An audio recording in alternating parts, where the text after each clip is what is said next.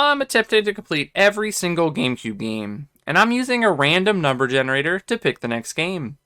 Last episode, we took out our fishing boat to relax and played Top Angler's Real Bass Fishing.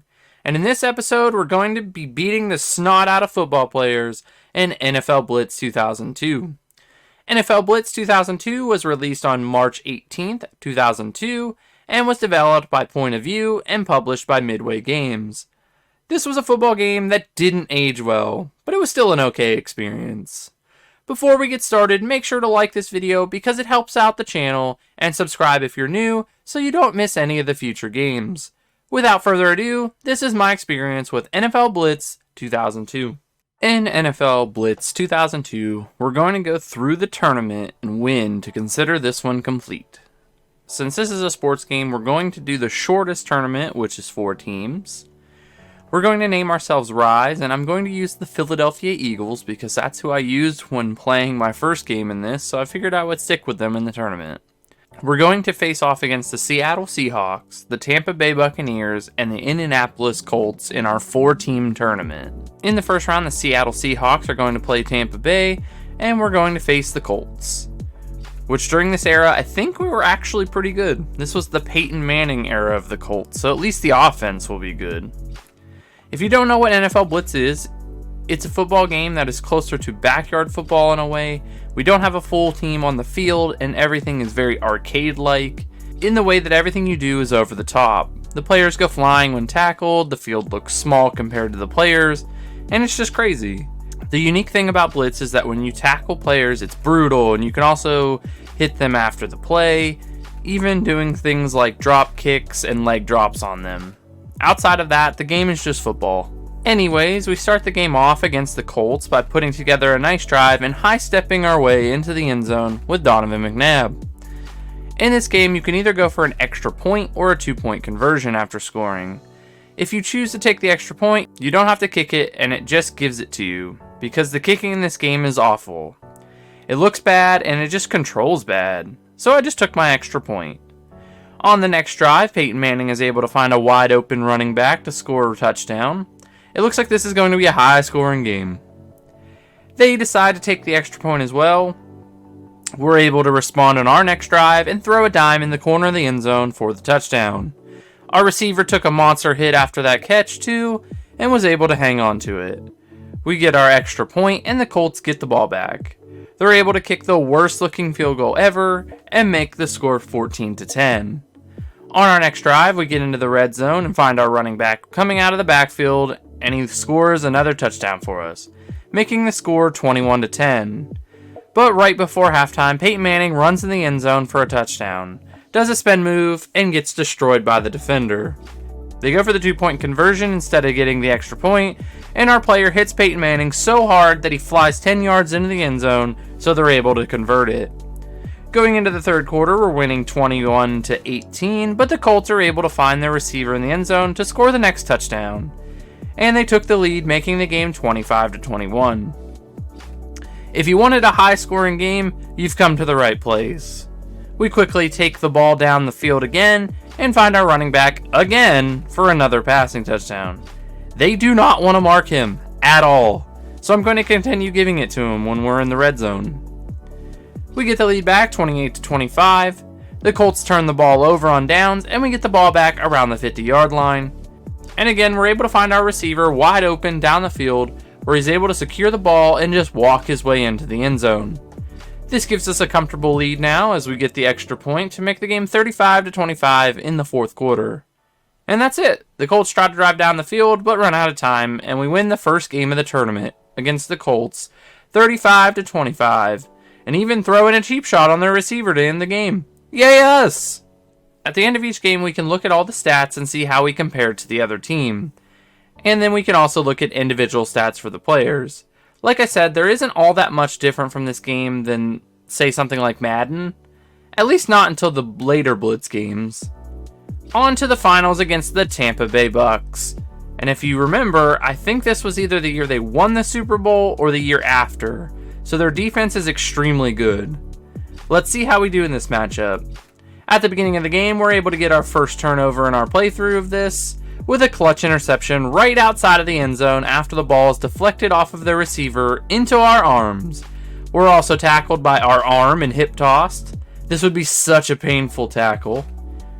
Not much to celebrate though, because on the next play we're sacked in the end zone for a safety. This is going to be a tough game. They get the ball back and try to kick like a 90-yard field goal with a mega ball and hit the left post, and it's no good. We got lucky there. We do nothing on offense and have to punt, and on their first offensive play, we're able to get lucky again and intercept the ball after receiver shows off his famous stone hands, and it lands on our soft baby hands. Since we're close to the end zone, we're able to run the ball in with McNabb and take the lead. A much needed thing in this game. The Bucs get the ball back and are able to make their next field goal try from closer this time to make the score 7-5. Right before the end of the half, the Bucs go for another super long field goal, and this time they miss and it hits the crossbar of the field goal post. We're getting so lucky in this game right now. This is a feature that I haven't talked about yet because it took me forever to actually get it to happen. When your team does well, so causing multiple plays in a row for loss of yards, or doing well on offense, your team can catch fire and everyone on the team has fire coming off of them. This could be helpful because if you're in this so-called being on fire mode, you have endless turbo, and I think you can cause turnovers more often. I'm not sure about the second part because it doesn't seem to help me at all, but the turbo is nice and your players having fire coming off them like they're some anime character or something is pretty cool. I just wanted to point this out, to be honest.